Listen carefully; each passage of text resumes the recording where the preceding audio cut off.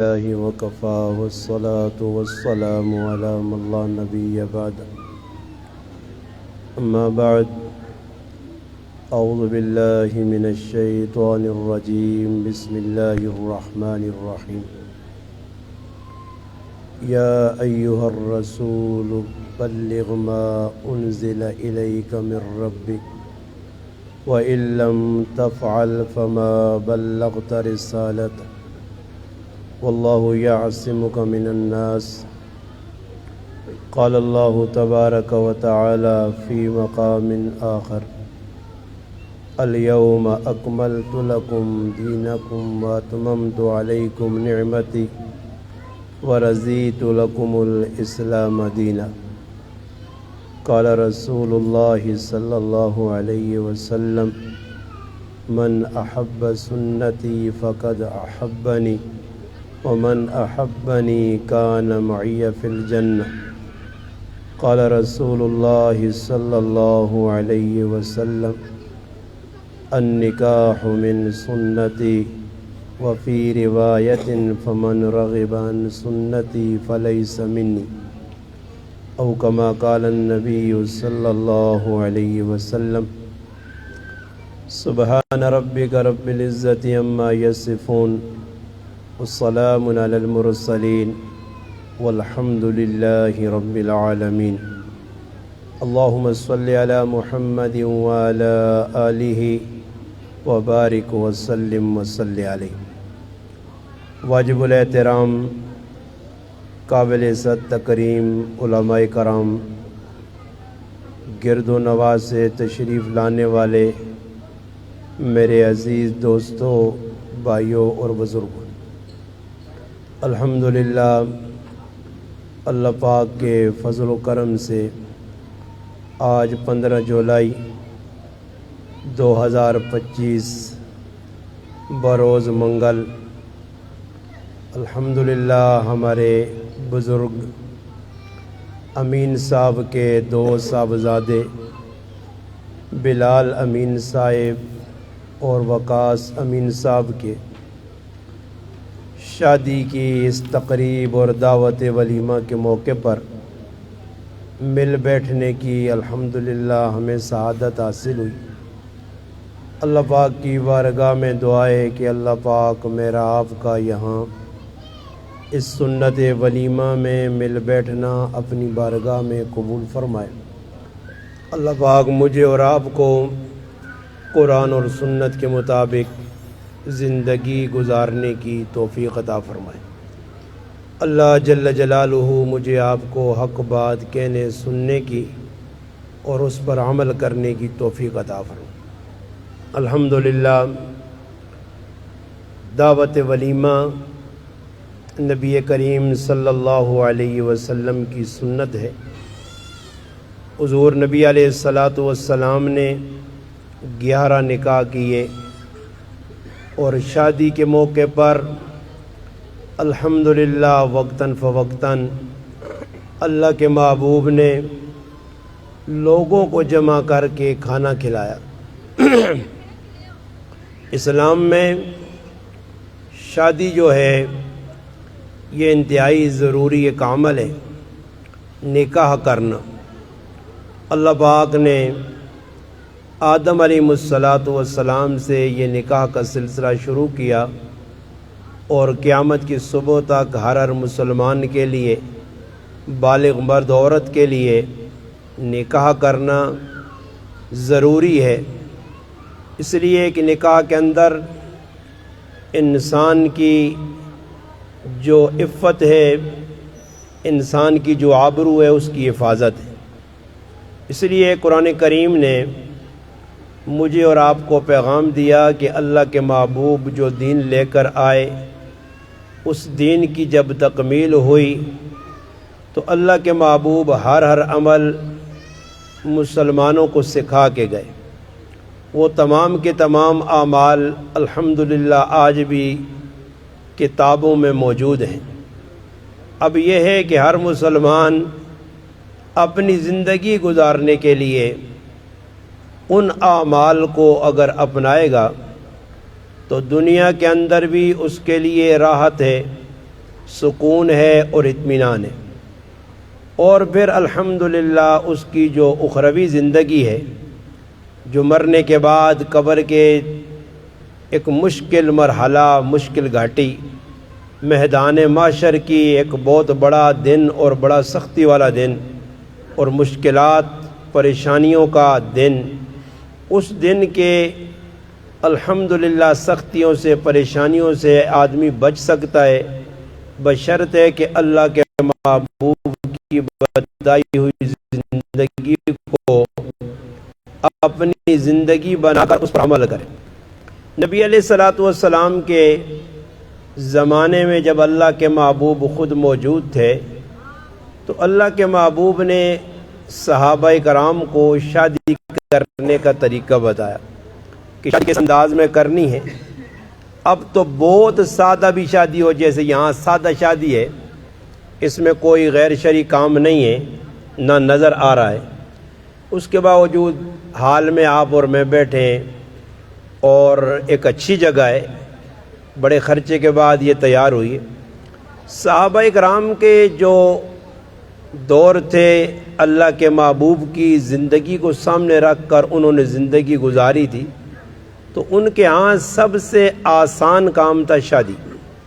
نکاح کرنا بہت آسان تھا، اور نکاح کے لیے کوئی شرائط وغیرہ بھی نہیں تھی۔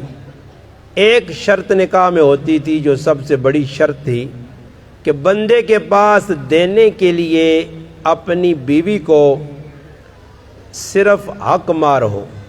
بس صحابہ اکرام کے دور میں یہی بات دیکھی جاتی تھی، وہاں گھر کا مطالبہ نہیں تھا، وہاں اور کسی برتنوں کا، جہیز کے سامان کا، یا اور جو آج کل کافرانہ زندگی مسلمانوں نے اپنائی ہوئی ہے، کافروں کی طرز زندگی، ان کی رسمیں، ان کے رواج، اور انہی کے جیسا بننے کی کوشش کر رہے ہیں مسلمان۔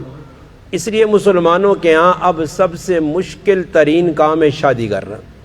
شادی سے پہلے بہت بڑے بڑے پروگرام بنتے ہیں اور پھر بیٹھ کے مشاورتیں ہوتی ہیں۔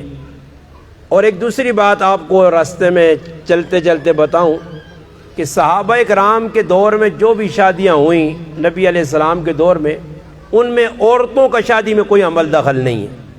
الحمدللہ بڑے چیلنج کے ساتھ الحمدللہ آپ کو یہ ترنول اسلام آباد کے اس حال میں بیٹھ کے بتا رہا ہوں، عورتوں کا کوئی عمل دخل نہیں ہے۔ اگر میں شادیاں گناؤں نا، میرے پاس الحمدللہ اتنا مواد ہے، آپ 3 گھنٹے بھی سنے میں سنا سکتا ہوں۔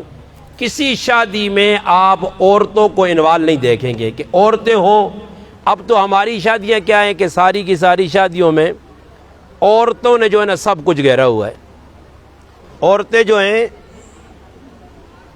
وہی سب کچھ کر رہی ہیں، اور ان کے ہاں صحابہ کرام کے ہاں عورتوں کا کوئی لینا دینا شادی میں نہیں ہوتا تھا کہ عورتیں آئیں اور آ کر کسی کام میں دخل اندازی کریں، بلکہ الحمدللہ صحابہ کرام کے دور میں جب شادی ہوتی تھی تو نبی کریم علیہ الصلوۃ والسلام طے کرتے تھے اور صحابہ کرام شادی کے لیے تیار ہو جاتے تھے۔ اور شادی کرنا آسان اس لیے تھا کہ وہاں صرف اور صرف ایک چیز کا مطالبہ ہوتا تھا، اور وہ چیز تھی کہ بھئی آپ نے اپنی بیوی کو حق مار دینا ہے۔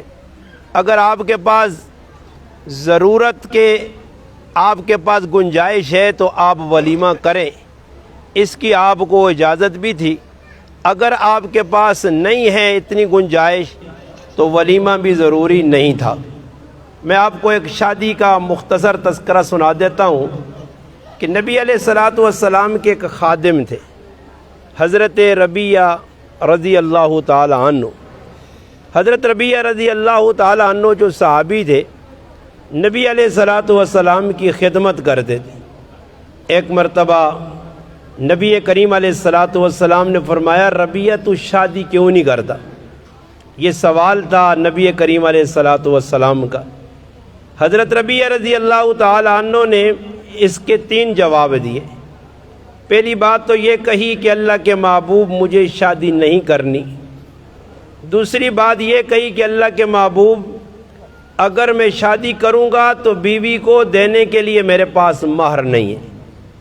اب اگر یہ بات کہی جائے تو مسلمان اس میں پڑھے لکھے مسلمان، مولوی بھی ہوں گے، پیر بھی ہوں گے، بزرگ بھی ہوں گے، مگر مسئلہ یہ ہے کہ مہر لکھنے کو تو بہت زیادہ لکھا جاتا ہے، حالانکہ یہ مہر جو ہے یہ عورت کا قرض ہے، قرض۔ اگر یہ دیے بغیر مرد مر گیا، قیامت کے روز اس کی گردن پر اس کی بیوی کا ہاتھ ہوگا، مہر معاف نہیں ہوتا، یہ بات یاد رکھیں۔ یہ مولویوں نے اپنے سے نکالا یا لوگوں کو ڈکوسلے بنائے ہوئے جی مہر معاف نہیں ہوتا ہے۔ بھائی مہر کی معاف کی جو شکل ہے وہ کوئی کر نہیں سکتا کہ اپنی خوشی سے جتنا مہر ہے بلے 5 لاکھ ہے، 10 لاکھ ہے، 2 لاکھ ہے، بیوی کی جھولی میں ڈال دو کہ یہ آپ کی امانت ہے، میرے پاس تھی، قرض تھا، میں نے ادا کر دیا۔ اب بیوی کی مرضی ہے وہ خود استعمال کرے، اپنے بھائی کو دے، اپنی ماں کو دے، رشتہ داروں میں بانٹے یا کسی جگہ پھینک دے، وہ اس کی مرضی، یا دوبارہ خامند کو لوٹا دے، اس شکل میں معاف ہو سکتا ہے۔ باقی بیوی سے یہ کہہ دینا کہ مجھے مہر معاف کر، یہ قیامت کی صبح تک معاف نہیں ہوتا۔ اور یہ سارے ہم مجرم ہیں اس جرم سے اپنے آپ کو نکالنے کے لیے۔ اس لیے علماء نے مسئلہ لکھا ہے کہ اگر عورت مر جائے یا مرد مر جائے تو مرد کی جو میراث ہے جو اس نے ترکہ چھوڑا ہے اس میں سب سے پہلے اس کی بیوی کا مہر ادا کیا جائے گا، پھر اس کا چھوڑا ہوا قرضہ ادا کیا جائے گا، پھر اس کی چھوڑی ہوئی نمازیں جو اس نے قضا کی، روزے کیے، وہ فدیہ ادا کیا جائے گا، پھر جو اس نے اپنی وصیت کی تھی 3/4 مال میں وصیت نافذ ہوگی، اس کے بعد رشتہ داروں میں یہ سارا مال تقسیم ہوگا۔ اب ہمارے کیا ہوتا ہے، کون پوچھتا ہے قرضہ اس نے کسی کا دینا ہے؟ حالانکہ 1 روپیہ قرضہ جس نے دینا ہے میرے بھائی اس وقت تک جنت میں نہیں جائے گا جب تک کہ 1 روپیہ قرضے کا ادا نہ کرے۔ تو صحابہ کے ہاں سب سے بڑی بات تھی مہر۔ الحمدللہ آپ کسی کتاب کو اٹھا کر پڑھیں حدیث کی، جب نکاح کی بات آئے گی تو صحابہ کے ہاں مہر مہر مہر، دوسری بات نہیں۔ ان کے ہاں سب سے بڑی چیز یہی تھی کہ عورت کو دینے کے لیے اگر مہر ہے تو شادی کرو۔ تو حضرت ربیہ نے فرمایا اللہ کے محبوب پہلی بات مجھے شادی کی ضرورت نہیں ہے، دوسری بات یہ ہے کہ میرے پاس اپنی بیوی کو دینے کے لیے مہر ہی نہیں ہے، اور تیسری بات یہ ہے کہ اگر میں شادی کر لوں تو اللہ کے محبوب آپ کی محفل چھوڑنا پڑے گی، بیوی کو وقت دینا پڑے گا، اس کی ضروریات پورا کرنی پڑیں گی، اور یہ میں پسند نہیں کرتا۔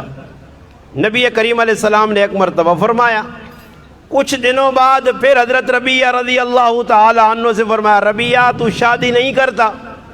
ربیہ کا پھر بھی وہی جواب تھا، وہی 3 باتیں، وہی جواب دیا۔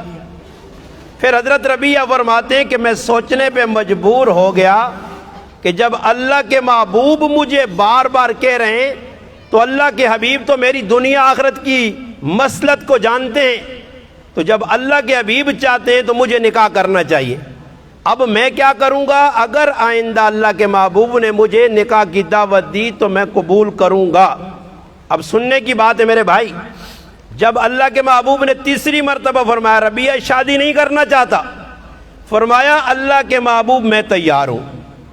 اب سننا، میں پورے چیلنج سے کہہ رہا ہوں، اب تو ہماری شادیوں میں سارا کام ہی عورتوں کا ہے، ہم تو عورتوں کے ہاتھ بندے غلام ہیں بھائی، ہم تو ان کے پیروکار ہیں، بلکہ ہمارے گلے میں پٹا ہی عورتوں نے ڈالا ہوا ہے، ہر کام میں ہمیں غلام بنا کے، اپنا خادم بنا کے، پاؤں کی جوتی بنا کے ہمیں عورتیں چل رہی ہیں۔ اس لیے شادیوں میں جو گڑبڑ ہوتی ہے، جو شادیوں میں جو نہ دنگا فساد ہوتا ہے، یہ سارا عورتوں کی وجہ سے ہوتا ہے، مرد نہیں کرتے۔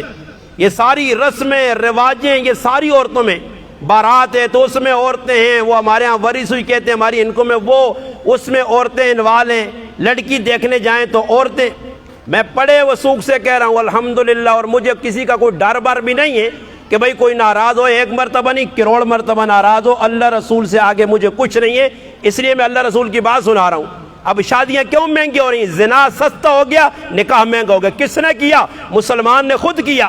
اپنی جوان بچیوں کو گناہوں میں کس نے مبتلا کیا؟ ماں باپ نے کیا۔ اپنے بچوں کو جوان کو کس نے بے راہ روی پہ لگایا؟ ماں باپ نے لگایا۔ یہ سارے ماں باپ قصوروار ہیں، مجرم ہیں، مجرم۔ اللہ کے محبوب نے فرمایا تیری بچی بچہ جوان ہو جائے، اس کے بعد اگر تو اس کا نکاح نہیں کرتا وقت پہ، وہ جتنے گناہ کرے گی، جتنے گناہوں میں وہ نافرمانی میں مبتلا ہوگی، وہ سارا گناہ ماں باپ کے کھاتے میں لکھا جائے گا۔ اب باپ ڈھونڈ رہا ہے جی ہمیں انگلینڈ والی لڑکی چاہیے، باپ ڈھونڈ رہا ہے ہمیں فلاں ملک والا لڑکا چاہیے، باپ ڈھونڈ رہا ہے ہمیں ملازم لڑکا چاہیے، فیکٹریوں کا مالک لڑکا چاہیے۔ ہمیں وہ لڑکا چاہیے جس کے جیب میں پیسے ہوں، جس کی پراپرٹی ہو، جس کے پاس گاڑیاں ہوں، بینک بیلنس ہو۔ اسی نیت سے بچیاں جوان بوڑھیاں ہو رہی ہیں۔ اب دیکھ لو نا پاکستان میں اللہ کا عذاب آیا ہوا، لعنت برس رہی پورے پاکستان پہ۔ اس میں وجہ کیا ہے کہ مسلمان جو ہے شریعت کو چھوڑ کے شریعت کا مذاق اڑا رہا ہے۔ شادی ایک آسان کام تھا، آسان، اسلام میں سب سے آسان کام شادی ہے۔ اب بھی اٹھا کے پڑھیں، یا تو آپ کہیں جی ہم اللہ کے رسول کے ماننے والے نہیں ہیں، کافروں کے ہم غلام ہیں، تو پھر میرا کوئی گلہ نہیں۔ اگر آپ یہ دعویٰ کریں کہ ہم محمد مصطفیٰ کے غلام ہیں تو پھر دھوکے میں نہ رہیں۔ پھر یہ آپ کی جو شادی نہیں ہے، یہ شادی نہیں ہے، یہ شریعت کے ساتھ بات ہے، اللہ رسول کے غضب کو دعوت ہے۔ کون سا کام ہے شادی میں جو آپ اللہ رسول کی ناراضگی والا نہیں کر رہے؟ شادی کا مقصد کیا ہے؟ دو جوڑے ہیں، بس ایک مرد عورت ہے، دونوں کو نکاح کے ذریعے جوڑنا ہے، بس اس سے علاوہ اور کون سا کام ہے؟ کہاں لکھا ہے؟ کس کتاب میں لکھا ہے کہ ولیمہ کرنا لازمی ہے؟ اٹھائے کوئی مولوی مجھے بتائے، لازمی ہے ولیمہ کہاں لکھا ہے؟ کس کتاب میں لکھا ہے آپ لاکھوں روپے لگا کے حالوں میں روٹی رکھیں اور لوگوں کو دعوت دیں اور قرضے اٹھائیں؟ کسی کتاب میں نہیں ہے، یہ خود آپ نے اپنے اوپر بوجھ ڈالا۔ میں آپ کے سامنے زندہ مثال بیٹھا ہوں، یہ میرا چوتھے نمبر کا بھائی بیٹھا ہے، ہم 5 بھائی ہیں، 5 بھائی، اور الحمدللہ ہم نے شادیاں کی، نہ کوئی ولیمے کا سسٹم، نہ کوئی برات کا سسٹم، نہ کوئی دودھ کا سسٹم، نہ ساس کے گھر میں جانے کا سسٹم، نہ اللہ گلہ، ہماری شادیاں نہیں ہو گئی۔ میں کئی مرتبہ کہہ چکا ہوں کہ میں نے 2007 میں شادی کی ہے 22,000 روپے میں۔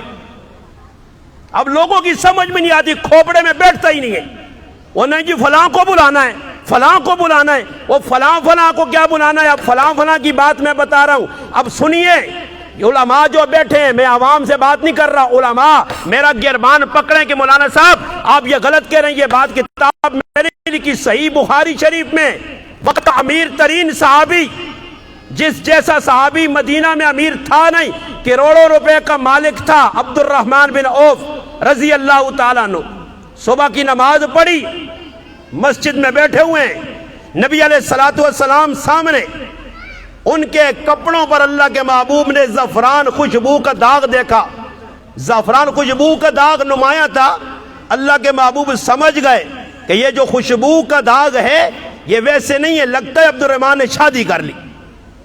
نبی کریم علیہ الصلوۃ والسلام نے پوچھا، اللہ کے محبوب نے پوچھا، جس کی وجہ سے عبد الرحمن کو اللہ نے عزت دی، ایمان دیا، پوچھا عبد الرحمن کیا آپ نے شادی کر لی؟ جی اللہ کے محبوب شادی کی ہے۔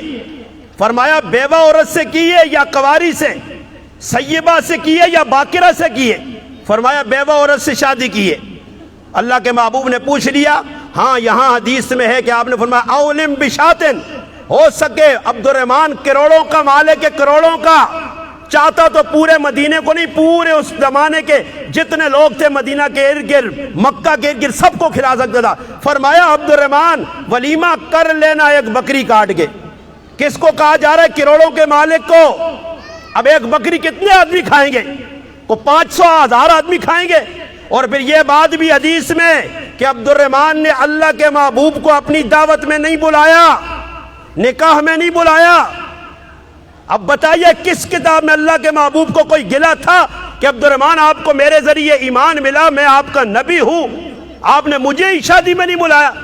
اب اللہ معاف کرے، یہاں آپ کو گن گن کے نام لکھنا پڑیں گے، اور کسی مسلمان کا نام چھوٹ گیا سمجھو آپ کا ایمان چلا گیا، ساری زندگی آج تیرے نال گل کرنی کا وارہ نہ کرسی، مت چڑھیا رکھسیا، تیرے ساتھ دوستی ختم ہو گئی ہے، آپ نے ہم کو ولیمے پہ نہیں بلایا، اور بڑا گناہ کبیرہ کر کے آپ تو مسلمان ہی سے نکل گئے۔ اب یہی لڑائیاں ہیں، نہیں فلاں نے مجھے شادی میں نہیں بلایا، یار اکیلے اکیلے شادی کر لی، کس کتاب میں لکھا ہے تجھے بلاتا نواب صاحب؟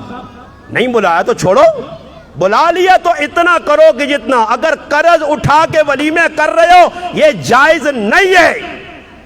اب لوگ کیا کرتے ہیں، بیٹیوں کی شادیوں پہ قرضے اٹھاتے ہیں، بیٹی رخصت ہو کے پرائے گھر چلی گئی، اب اس کے دروازے پہ دستک ہو رہی، چل بھائی نکل بڈھے، لا بھائی پیسہ دے، بھائیوں کو پکڑ رہے ہیں، گربان پکڑے جا رہے ہیں، شادی پہ خرچہ کیا۔ اب مجھے ایک آدمی نے بتایا کراچی میں نے سادہ شادی کی ہے، بیٹی کی 16 لاکھ روپے لگائے۔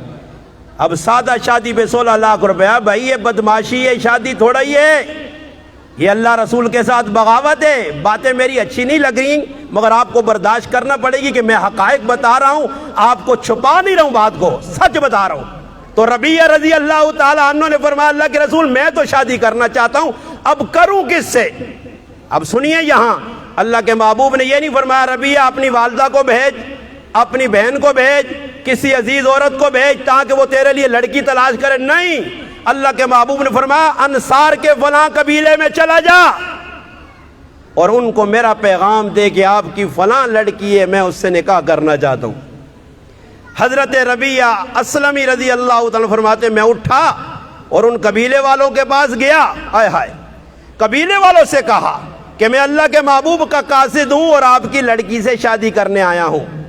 اب قبیلے والوں نے یہ نہیں کہا اپنی ماں کو بھیج, بہن کو بھیج, عورتیں آئے, لڑکی دیکھے کیسی ہے. نہیں, انہوں نے کہا اللہ کے محبوب کا قاصد آیا, خوش آمدید آئے, بیٹھے. کہتے ہیں دیر نہیں لگی. اب ہمارے ہاں پہلے منگنی چھوٹی قیامت, قیامت صغرا منگنی ہے اور قیامت کبریٰ شادی ہے. یہ قیامت سے کم نہیں ہوتا. منگنی کا تو اسلام میں تصور ہی نہیں ہے بھائی. اے منگیوے شگیوے منگنیاں اور انگوٹھیاں یہ کافروں کے طریقے. انگوٹھیاں پہنانا, عورت غیر محرم ہے, جس کے ہاتھ میں انگوٹھی پہنا رہا ہے اس سے جب تک تیرا نکاح نہیں ہوتا اس سے بات کرنا, اس کو دیکھنا, اس کے ساتھ بیٹھنا ناجائز اور حرام ہے. یہاں غیرت مر گئی مسلمانوں میں, منگنی ہو رہی اور یہ بغیرت کبھی مر ہی جا رہا ہے, کبھی کہاں عورت کو لے کے جا رہا ہے. یہ تیرے باپ کی شریعت تو نہیں ہے, مسلمان تو اس کو نہیں کہتے نا جی. پھر بعد میں پتہ چلتا ہے ابھی شادی ہوئی نہیں, نکاح ہوا نہیں, رخصتی ہوئی نہیں, اور پہلے ہی جو ہے نا سارا نقصان کر دیا. اس دن مجھے ایک ساتھی نے فون کیا کچھ دن پہلے, کہتا جی میری منگنی ہو گئی ہے, میں اپنی منگیتر سے گفتگو کر سکتا ہوں؟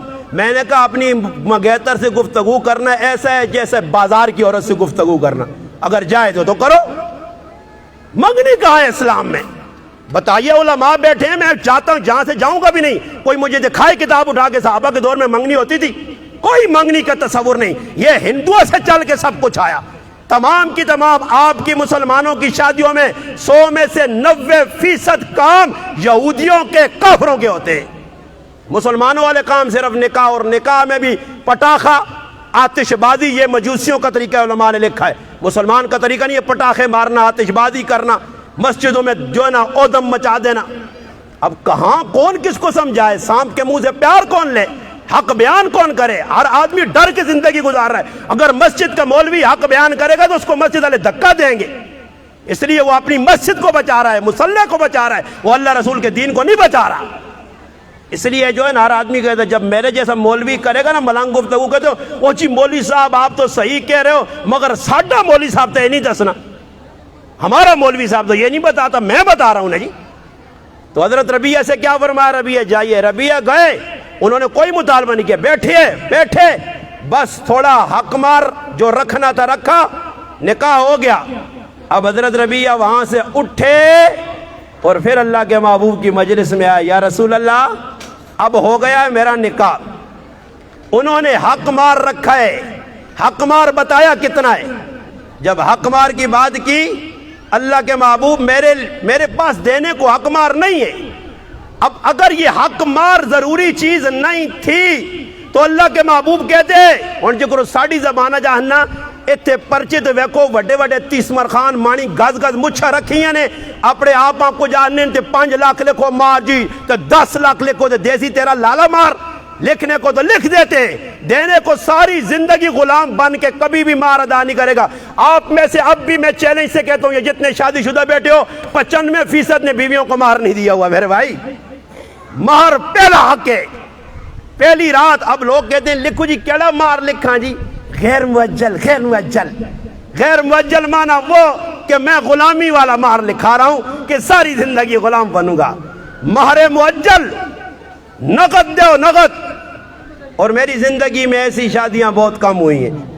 میری زندگی میں 2 نکاح تقریباً میں نے ایسے پڑھائے ہیں جن نکاحوں میں نقد مہر ادا کیا گیا ہے, ورنہ کیا ہے سارا کام ہی ہو جا رہے. مولوی صاحب بھی آ رہے جی, اللہ چھوڑیو لاؤ جی, یہ کہنے مولویاں بھی پالا نہیں یا نہیں, لا چھوڑو احسان.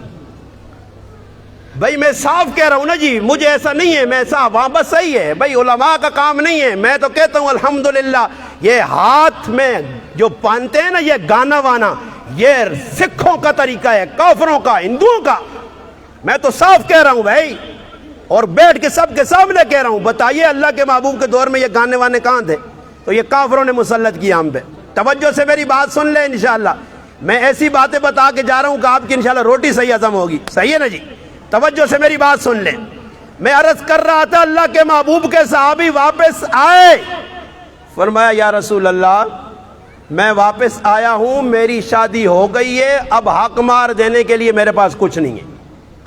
نبی علیہ السلام نے فرمایا حضرت بریدہ کو بلائیے۔ حضرت بریدہ اسلمی رضی اللہ تعالیٰ عنہ صحابی آئے، فرمایا بریدہ ربیہ کے لیے مار جمع کرو۔ اب جو مار اس نے لکھوایا تھا وہ صحابہ کی جماعت نے اکٹھا کیا، فرمایا لیجئے مار ادا ہو گیا، جائیے اپنے سسرال والوں کو دیجئے۔